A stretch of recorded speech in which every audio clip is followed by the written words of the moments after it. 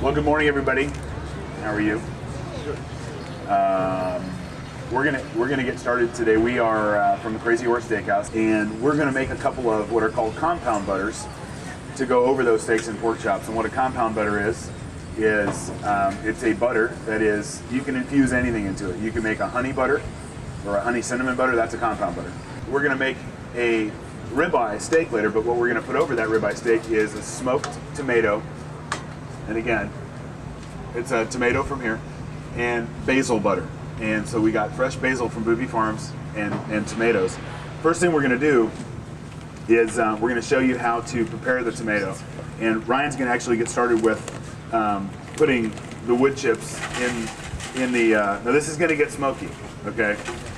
Your pan's not gonna like this, so either use a disposable aluminum pan or one that you don't care about. But he's putting those wood chips right over the flame. And in about probably 5 to 7 minutes, it's gonna start smoking. So what we're gonna do in the meantime is we're gonna show you guys how to prepare the tomato for smoking. And the first thing Ryan's gonna do is he's gonna core the tomato, which is obviously take the core out of the tomato. If you watch the Food Network, you've probably seen this at some point. If not, you might learn something today.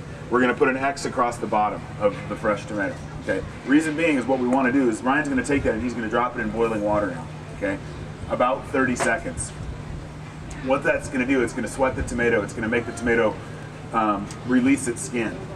If you were to take a shower wearing a raincoat, you wouldn't get wet. It's the same thing when you're smoking a tomato.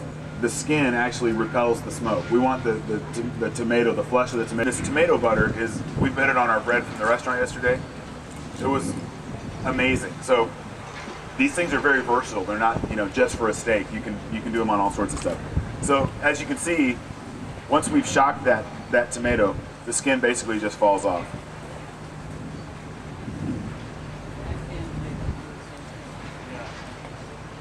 Yep, so it's just that quick, the thing is skinned. So now what Ryan's gonna do, we're gonna slice the tomato in half. And then you're just gonna this is kind of tricky because it gets a little slippery, wearing rubber gloves. But he's going to seed it, and you just squeeze the tomato and just kind of turn it in your hand gently. And it doesn't have to be perfect. If you miss a seed, it's not the end of the world. We just want to get the bulk of the seeds out. If you've got a little roasting rack, great. The tomato will pick up that much more flavor. Right now, we're doing it on an aluminum lined pie tin. We tried this a couple times yesterday, and it worked really well. So Ryan's going to salt the tomatoes, and do you do a little pepper too or no? Yep. Yeah, we'll do a little salt and pepper on the tomatoes before we put them into the smoker. Always use fresh ground black pepper. We're going to come back and show you how to put that, or at least discuss how putting that together, but we're going to make another compound butter. And this one is roasted shallots and rosemary. So it's actually one that's on our menu at the restaurant. It's a center cut pork loin chop, which we have right here. And it's a rosemary shallot butter is what we call it. And it's got a really, really nice flavor. Again, you can put it on bread, you can put it on chicken.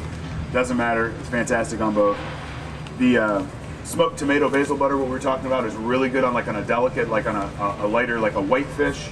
You can do, if you were to do a tilapia, if you were to do, it's actually would be great on almost every fish because it's a real fresh taste with the fresh basil. And you'll be surprised how great a smoked tomato tastes.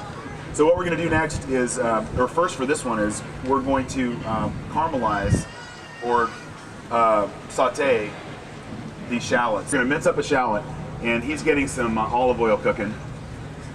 Yeah, that's fine. And here comes the smoke starting to come up, so Ryan's going to go ahead and slip these in. And we want to put those on an indirect heat. We're not trying to cook them. We're just trying to get them to pick up flavor, okay? So if you've got a second rack in your grill like we do, go ahead and put it on there. We're just looking for it to pick up the flavor. So what we're doing now is we've minced up a shallot, and we're gonna take that shallot and we're gonna saute it in olive oil. You can do butter, you can do olive oil, you can whatever, any kind of a good fat that's going to cook this thing down. And what we're gonna do is we're gonna cook it until it gets to this color, which is, if you can't see it, it's kind of a caramel looking color. We don't want to burn it, so you want to cook it to a blondish brown color. And this is a real simple butter. You could do this with straight onions if you wanted to. We just find shallots are much more interesting. And then the next thing we're going to do, let's see. I'll go through this one real quick. This one is we're going to take a stick of butter, and we've already done that. We've softened the stick of butter, okay, which we have right here. Just get it to room temperature. You don't want it melted, and you don't want it cold. Just a nice soft butter. And then we're going to do 2 tablespoons of finely diced shallots, which Ryan's got going, a teaspoon of chopped fresh rosemary. And rosemary, if you work with dry herbs or if you work with fresh herbs, dry herbs tend to be more intense, and so you want to use less dry herbs than you do fresh herbs, but they're not all that way. Rosemary is one that is very pungent, very strong, and you don't need quite as much. So we're going to strip these back. Sorry about that. And you don't want the stalk at all, obviously you just want the leaves. So we're going to chop down the rosemary fairly fine, just because we want it to go all the way through the butter, and no one wants to bite into a big piece of rosemary. These are cooking nicely. They're actually not far from done. Probably just in a couple more minutes. They're already starting to take on their brown, their caramelization, releasing their sugars. So our smoker's going, and what we're going to do is we're going to go ahead and finish the this rosemary shallot butter.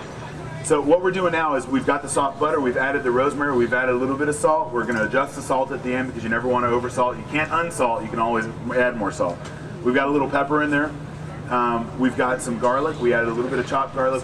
And so what we're doing, Ryan, now is just incorporating all those things. We already made some shallots earlier. Anything that you're adding to the butter needs to be cold, or chilled anyway. Obviously, if we put those shallots into the butter, we would have soup. It would be a sauce and not a butter. So the shallots that we brought that were already caramelized were chilled. We just took them out of a cooler. So as you can see, we've mixed it all up, and there's no runoff at all. It's still butter, and that's what we're looking for. The next step we're going to do is we're going to show you 2 real quick ways to do this. The first one is we're going to do into the shape of a log, okay? And what that means is Ryan's going to take this and he's going to spread it. He's going to spread it on plastic wrap. And what we're going to do is you're going to end up with something like this. Now at home, obviously, it's not going to be this big, but you know it's going to be that big. And that's the first technique we're going to do. And Ryan just kind of made a line of it. So he's forming it into a log and rolling it like that. And then what you're going to do is take the ends and you kind of run it back and forth here.